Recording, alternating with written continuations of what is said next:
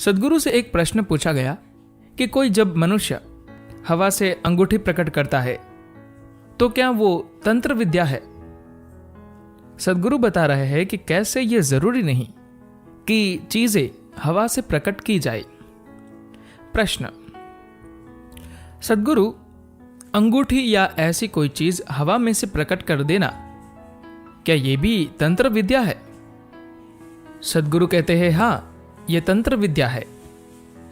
दरअसल यह हवा से प्रकट करना भी नहीं है।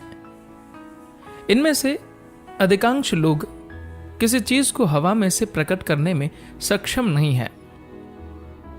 ये बस चीजों को एक स्थान से दूसरे स्थान तक पहुंचा देते हैं। बहुत से लोग घड़ी, सोने की अंगूठी, सोने की चेन, यहां तक कि विस्की की बोतलें, वह भी मेड इन हेवन लेबल के साथ पैदा कर देते हैं। ये लोग दरअसल कोई भी चीज पैदा नहीं करते हैं, बस चीजों का स्थान परिवर्तन करते हैं। इसमें थोड़ी सी तंत्र विद्या का इस्तेमाल है। मान लेते हैं कि कहीं पर घड़ियों से, गहनों से या इस तरह की चीजों से भरा कोई गोदाम है। अब जब वे आपको वह कोई चीज देते हैं तो ऐसा लगता है कि जैसे उन्होंने उसे हवा में से पैदा किया हो, लेकिन वास्तव में ऐसा नहीं होता। वे बस चीजों को गोदाम से आप तक पहुंचा देते हैं। जहां तक चमत्कार की बात है, एक दिन सुबह सुबह एक आदमी बैसाखी के सहारे चलते हुए चर्च के अंदर घुसा। वह जाकर पवित्र जल कुंड के सामने रुका। उसमें से थोड़ा सा जल लेकर अपने पांव पर छिड़का और फिर अपनी बैसाखी फेंक दी। वहां वेदी के पास बैठा एक लड़का इस पूरे दृश्य को देख रहा था। वह दौड़ते हुए पादरी कक्ष में गया और वहां जाकर उसने पादरी को पूरी घटना बताई। पादरी ने कहा, बेटे, अभी तुमने एक चमत्कार देखा है। मुझे यह बताओ कि इस समय वह आदमी कहां है। लड़का बोला, वो देखिए, वह वहां पवित्र जल कुंड के पास जमीन पर गिरा हुआ है।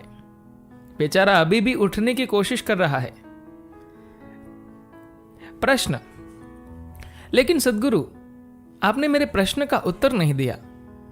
अगर कोई हवा में से चीजों को प्रकट कर देता है या उसे एक स्थान से दूसरे स्थान तक पहुंचा देता है, क्या यह तंत्र विद्या है। सद्गुरु ने कहा, हां, बिल्कुल है। आप भी हवा में से चीजों को प्रकट कर सकते हैं, लेकिन अधिकांश मामलों में वे बस चीजों का स्थान बदल देते हैं। चीजों को प्रकट करना और उन्हें गायब कर देना तंत्र विद्या के द्वारा दोनों संभव है। किसी चीज को प्रकट करना, अगर एक तरह से इसे देखा जाए तो आप किसी चीज का पूरी तरह से सृजन नहीं करते, बस उसे एक पदार्थ से दूसरे पदार्थ में रूपांतरित कर देते हैं।